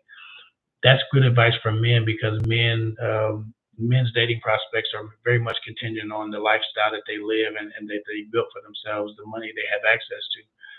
Men don't choose women for that same reason, and to be quite honest, you can again date and develop. You can grow your career, and if you're a balanced enough person, have a dating life. You don't have to do one or the other and then be 35, 36, 40, finally got your career, finally got your money, talking about I need to find a man now before I can't have kids anymore. Too many women are doing that.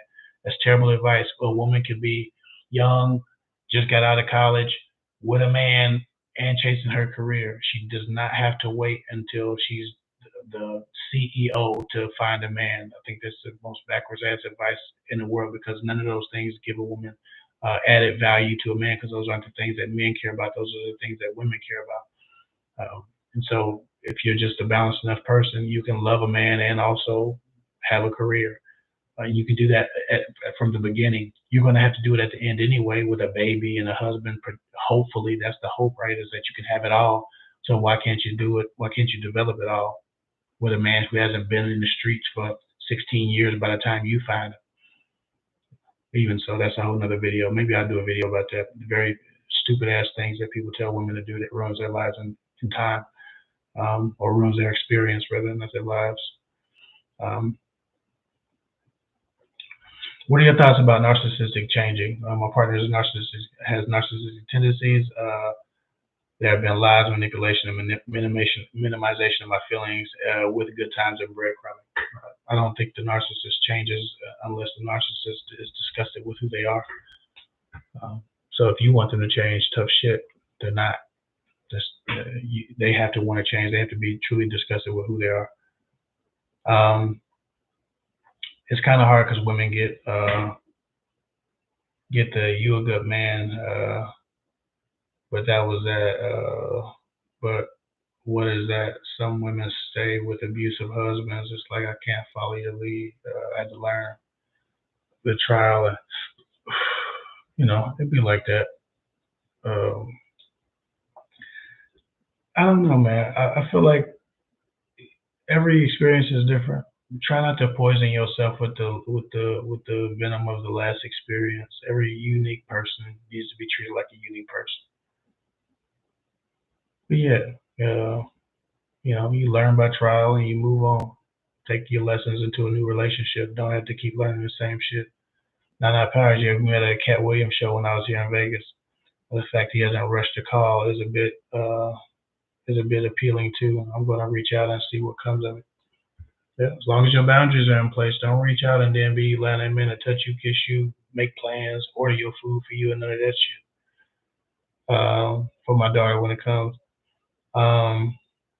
Should women block the father of their children? I want to move past him, but he finds excuses to contact me. I only contact him about the kids, only answer about the kids. You just have to quarantine your experience with him, but you can't block him if you need him for the children, unless you can find a mediator and somebody to be a kind of intercept you guys and be a middle person. But it's not fair to block him just because you need to be rid of him, because the kids don't need to be rid of him if he's a good father. But you can still refuse to have any conversation outside of what time you're picking up the kids, what time you're dropping off the kids, what the kids need for medical, what the kids need for school. Somebody said, I miss your content as well. Well, my content's still here. I've dropped some videos. I've been dropping a video a month. Hell, I got a contract for advertisement, so I'm gonna at least do one video a month. For the most part, I'll probably start doing a lot of them here pretty soon. Let me see. It's hard to learn I've cut men's pride for my own pain. Biggest regret. Absolutely. Should you tell them you want marriage early on? What date? I guess I don't think that, first of all, the idea that you want marriage is okay. I don't want to challenge that in any way whatsoever. But I will say, you can't want marriage from a stranger. A lot of women want to be married, but they're not necessarily ready to be wives. And a lot of women want to be married, and so they pick any man who's just willing to marry. And so they decide they want marriage. Whatever man goes on enough dates is the man that gets to marry them. So they stop being selective. You shouldn't tell him you want marriage until you know you want marriage from him. Learn him and figure out what you want from him. If you learn him, and you might figure out you don't want a damn thing from him. You might figure out he's just boyfriend material or he's just bed material. But to go into a date and say, I want marriage, and you don't know if you want marriage from him, is different. It's ill-advised. I think that he should know that marriage is an ultimate goal of yours. But it's different from saying you want marriage, because a healthy relationship should be your first priority, and marriage comes from a healthy relationship. I don't think you should prioritize the marriage over the healthy relationship and establishing that. So I wouldn't say what date to tell him you want marriage, but if he asks, say, I'm looking forward to being with someone and establishing a relationship that leads to marriage. I want to have a marriage with the person who I love. But if you make marriage the goal, then it starts to look like an insurmountable obstacle, because you're actually telling a man that is just meeting you that coming to a second date says that you're on board. Coming to this third date says, marriage. So it just puts too much pressure on a stranger. And again, it focuses you on the wrong thing. Marriage is great, but get the healthy relationship, then treat the marriage. A man who can give you a healthy relationship is capable most of the time of meeting you at somewhere in the realm of marriage. Attract, evaluate, and approve. Attract, evaluate, approve, or deny based on whether they can meet your standards, needs, or requirements. Yep, what Miss Tenacia said, who needs a YouTube channel. Well, okay. Unfortunately, this is true. Um, OMG, uh, you're much more valuable to the right crowd. You yourself are a genius with emotional intelligence. I appreciate that. Thank you. Yeah, I'm not. I don't quite fit in with what's going on here on the internet these days, but I think I have something to say. You speak truth and wisdom. Truth doesn't need any kind of gimmick to pop. Just keep speaking truth and have fun. You'll pop like you've done before. I guess that's one of those things. For me, I like being left alone too. Like marriage is not easy. If you fool around and marry the wrong person, you'll find your. Oh, you heard that? You'll find yourself craving being single real fast. Absolutely. That's why I said don't make marriage the goal. Make the healthy relationship the goal. Like Mr. Nation said, make the healthy relationship the goal. And if the person is worthy of marriage, then that becomes your goal with them. But you know, you don't just make marriage a goal just because they showed up. But yeah, I think that's one of those things where like I'm not looking to. I don't like fame, and so like that's not a thing. I don't really want to be known by everybody. When I walk around the mall, like everybody don't like what I do, and so like if a dude's like, "Yo," I'm like, "Friend or foe?" Like, "What's up?" Like I'm kind of on I'm kind of on prison time because I just don't know who got a problem. Now I've never met none of these guys that say they got a problem, but they in the comment section tough, like they got a problem. And I got as much problems as they want. They got aggression issues, me too. Right? I'll be on that, and I'm from the project, so that ain't. I don't want to be like I don't need to be known by everybody. I'm not looking to be popular. I'm not looking to cause attention. I'm not looking to be the center of attention. I really just want to help people, help men through helping women, help men through educating their daughters. I know a lot of guys come to me like, man, my daughter don't listen to me, but she listens to you, bro. I love you. I appreciate you. My sister, man, she watch your videos, man. I share them with her, man. Like guys do appreciate me, but I'm not really looking to be like the most famous person doing this. That ain't never been my thing. Because I really don't like. I'm armed where I go. I don't. I'm with my family most of the time, so I'm not like not always. I'm approachable to everybody. I'm friendly. I make friends everywhere I go, but I don't want to be approached because I'm Kev Hick by like some random dude. I don't want to put my family in a position where I have to be violent on the sake of me being Kev Hick, and you know what I'm saying. So it's like I don't be knowing who everybody is, and I'm a little bit of a situational awareness freak, and I've always been that. This ain't got nothing to do with me being this YouTube stuff. I just been like that. I'm on my point. I'm on point with security at all times. So my propensity for violence is high. I don't need to be famous for pissing people off by getting into the viral stuff because I'm gonna handle a person how I handle them. Men specifically. Um, and I ain't tough, but I just know what I'm gonna do to protect my family, and my family need me, so protecting me is protecting them. And butt crack, yes, she said not butt crack, absolutely butt crack. Y'all cut this elastic butt crack shit out. Come on with this bullshit. This butt crack, uh, butt crack yoga pants. Y'all need to cut that. That's trifling. That's like them guys who do them sausage prints with they go in a shower, they come out and put them drawers on this tight so you can see the whole thing off to the side. And that's just like what that is. Like if a man was walking around in public with them sausage print pants on, y'all be like, what kind of weirdo is this man? What kind of freak, creepy? That's kind of what that is. Like when you gotta throw it in a man's face like that, and then pretend like when he looks at your ass, he's done something wrong.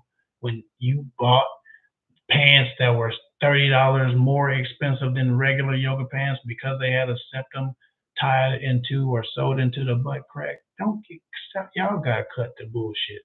I'm so tired of people bullshitting with me. I don't know how to do that with people.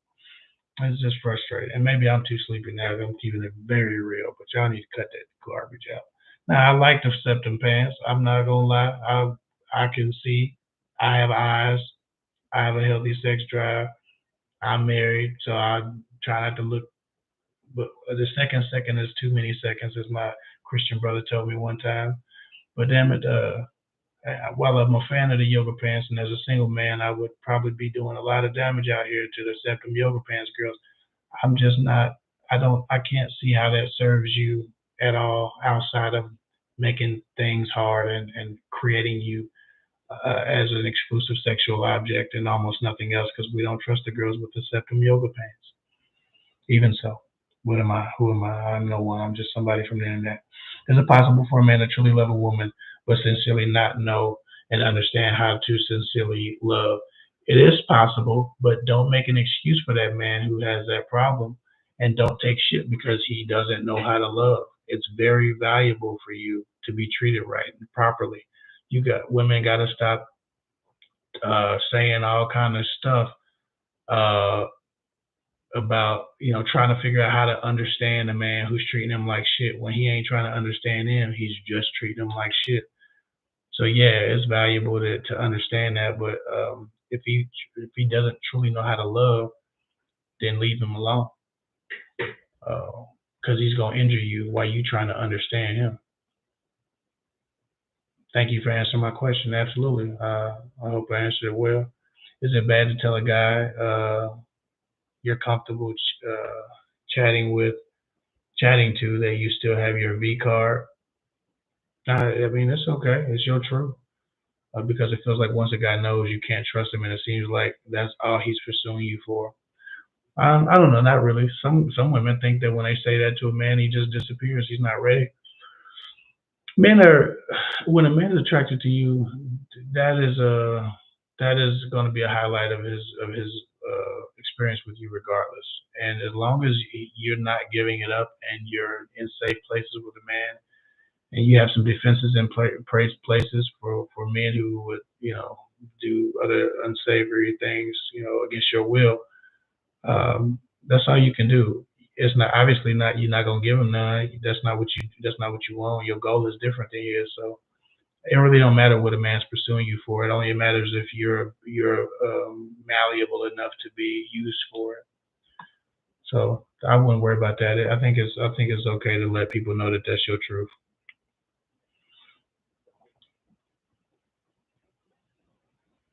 Narcissists can only manage their behavior through intense therapy and behavioral modification, and most won't go do the work. It's a personality disorder. Absolutely, that's why I said they have to be absolutely disgusted with themselves to be encouraged to do the work.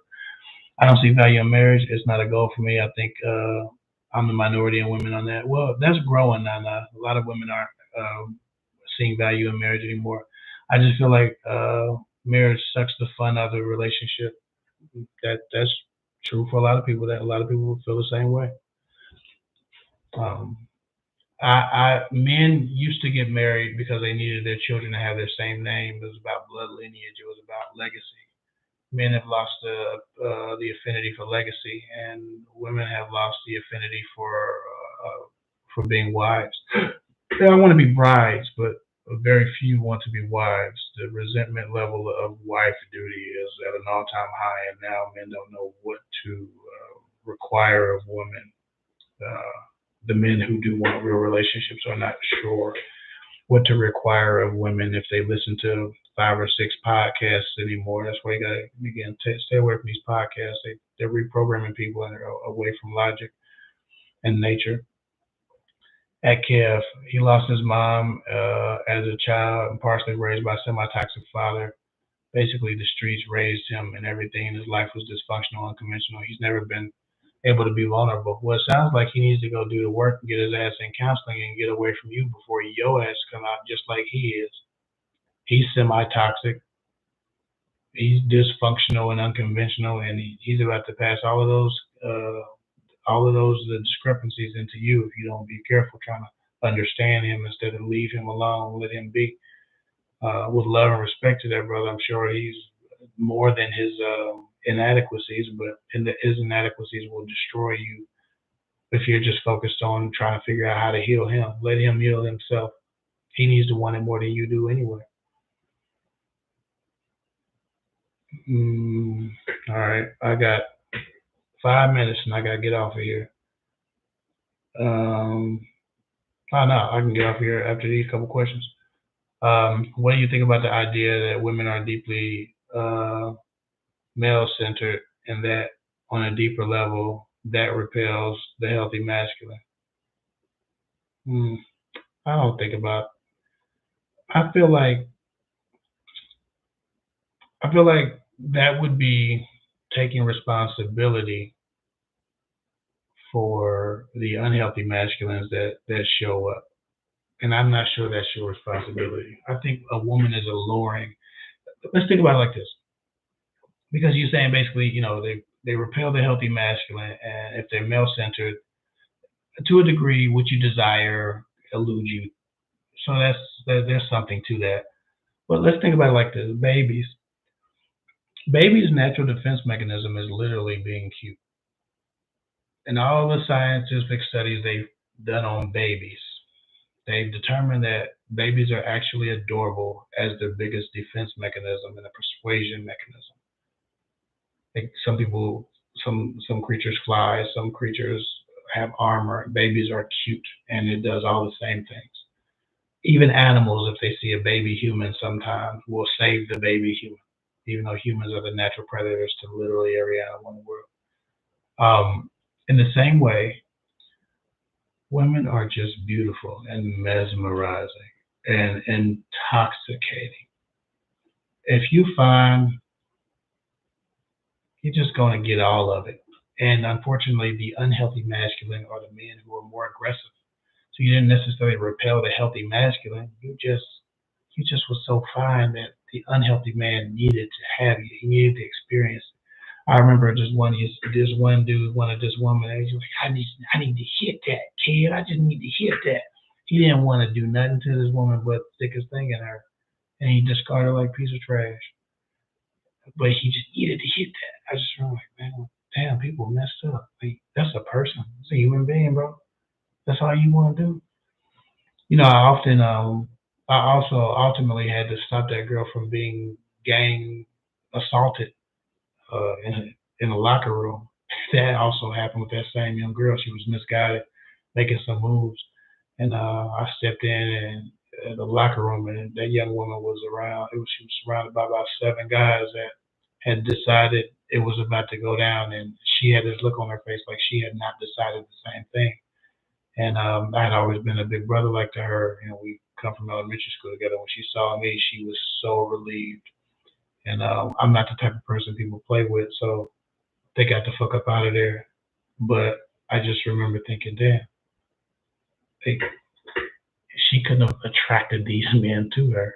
She's just alluring. She's just attractive. And while yes, she was male centered and she might have repelled healthy men who realized, okay, the little cleavage that she got. I mean, she's working with something. She's a beautiful woman. She's stacked up. She couldn't have been at fault for what those men decided they were going to do had I not stepped in and kind of big brother most people. I'm big Kev to a lot of people. So I don't know if that is definitely not absolute, but I don't know how valuable it is either because lesser men are more aggressive and they repel healthy masculine. When I see a lesser man going after a woman, I just let him have it. Because if she's stupid enough to go with him, I don't want nothing to do with her. She's not my style. She's not my type. If that's what she gonna accept. So sometimes the presence of lesser man scares away the healthy masculine more than anything a woman can do. Because I don't want to have to fight no knucklehead to put him in the ground because that's what you're attracting or that's what you're accepting or that's what I'm competing against. So there's that. Love and respect, BC. I finally flirted with my gym crush after 2 years. He flirted back but was shy. He said goodbye to me and told me that he was going to be at the gym. He didn't show up and haven't seen him for over a week. Well, maybe he's sick or something. If he gets with you, Just let him know, hey man, just when he does come back, the best thing to do is just flirt with him by saying, well, where you been at? Let him know that you noticed that he's not there. If he's shy, he doesn't necessarily know how to relate to women in a casual way. Probably only in a deep way when he has trust built. And it's good that he be shy. Shy men are probably better husbands and fathers and partners than men who seek attention and need to feel like they're attaching themselves to everything around them. Um, that's a whole another story. Uh, but if he said goodbye to you and told you he was going to be at the gym and he flirted back, that's a good signal. Um, as long as he's not, in a relationship, just talk to him every time you see him, smile at him. Again, you can do all of that smiling in his face if you want to. You can flirt with him at the gym. You can smile at him. You can compliment him. As long as when you go on a date, he touch your thigh, you smack his motherfucking hand and be like, "Sir, are you serious? I thought you was a nice guy. I thought you was a man with respect. I thought you was a man of honor. Excuse me? Oh, I'm so sorry. I didn't mean to make you feel comfortable. My bad, my bad. I didn't. Sorry, forgive me. Like that's how you do that.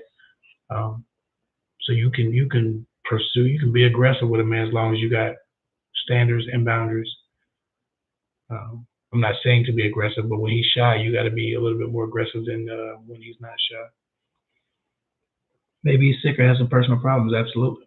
I ain't been to the gym this week because I've been doing training programs, selling insurance, doing all this crazy stuff. I'm tired. Had to sell one of my cars. My engine blew on one of my cars. It's been busy.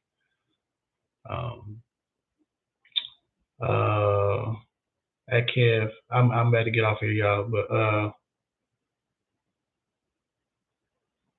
somebody said thank you for your input. I've known him since 17, now 36, and ready to quit, walk away, block him, etc. I'm done. It's done forever because we're also good friends. I'm just struggling and debating. Man, what's for you will be yours. If he ain't yours yet, and he ain't yours in a healthy way, and you've known him this long, if he ain't got it by now, he ain't got it. He is what he is. You got to accept that. Let him change who he is if he decides it's not good enough. Um, that's all I got for now, y'all. Love and respect. Thank you so much for the super chats. Thank you so much for the love. Like I said, if you are looking for some financial, what the hell? If you're looking for some financial free game, as soon as I get licensed, I'll be giving free financial consultations out. I'll be booking free calls to help people with my financial advisor services as soon as I get licensed. And so, if you want to do that, scroll up at 614-254-6633, 614-254-6633. Text me the word money on there, and I'll put you on my black book. And as soon as I become a licensed financial advisor, which will be happening pretty soon, I'll start doing free calls and trying to help people strategize their finances for the future for free. And thank you so much, JD, for the super chat. I appreciate you. Unapologetically, thank you, Kev. Sweet rest. Love, love, love. Get off here now. Y'all be cool. Good night, y'all. Oh, let me hear. There's a number. Like I said, text me the word money. If you text me the word money, I got you faded.